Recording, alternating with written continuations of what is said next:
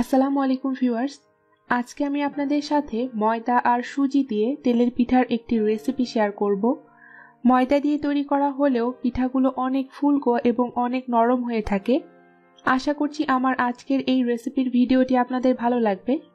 ভিডিওটি ভালো লাগলে আমার চ্যানেলটি সাবস্ক্রাইব করার এবং আমার ফেসবুক পেজে লাইক দেওয়ার অনুরোধ রইল। লিংকটা ডেসক্রিপশন বক্সে দেয়া থাকবে। প্রথমে একটি বাটিতে দিয়ে দিব 1 কাপ ময়দা। আপনারা চাইলে আটাও ব্যবহার করতে পারেন। হাফ কাপ সুজি,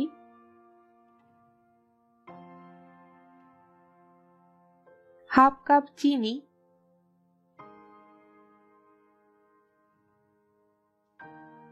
সামান্য লবণ।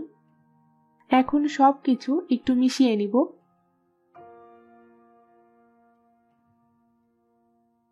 এরপর উষ্ণ গরম পানি দিয়ে পিঠার জন্য মিশ্রণ তৈরি করে নিব। আমি এখানে 1 কাপ প্লাস আরও 2 টেবিল চামচ পানি ব্যবহার করেছি। তবে পানির পরিমাণটা আপনাদের কম বা বেশি লাগতে পারে, তাই অল্প অল্প করে পানি দিয়ে ব্যাটারটা তৈরি করে নেবেন। পিঠার জন্য ব্যাটারটা তৈরি করা হয়ে গেছে। এখন এটাকে আমি প্রায় 15 মিনিটের জন্য রেস্টে রেখে দিব। 15 মিনিট পর ব্যাটারটাকে আবারও ভালোমতো ফেটিয়ে নিতে হবে।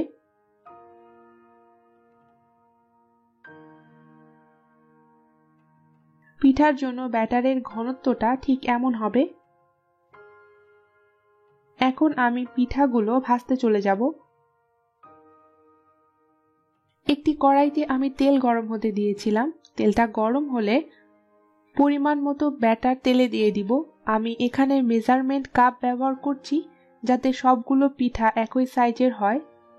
প্রতিবার পিঠা তেলে দেওয়ার সময় পিঠার ব্যাটারটা ভালোমতো ফেটিয়ে নেবেন এবং পিঠাগুলো তেলে দেওয়ার সময় লক্ষ্য রাখবেন তেলটা যেন ভালোমতো গরম থাকে।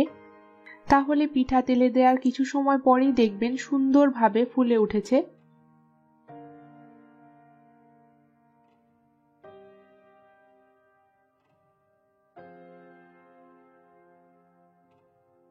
পিঠার এক পাশ হালকা বাদামি করে ভাজা হলে অপর পাশটা উল্টে দিতে হবে। পিঠাগুলোকে আমি মিডিয়াম জালে বাদামি করে ভেজে নিব।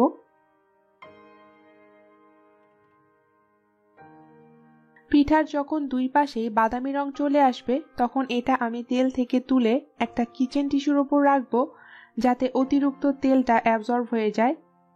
এভাবেই আমি বাকি পিঠাগুলো ভেজে নিব এবং প্রতিবার পিঠার ব্যাটার তেলে দেওয়ার সময় পিঠার ব্যাটারটা ভালোমতো ফেটিয়ে নেবেন।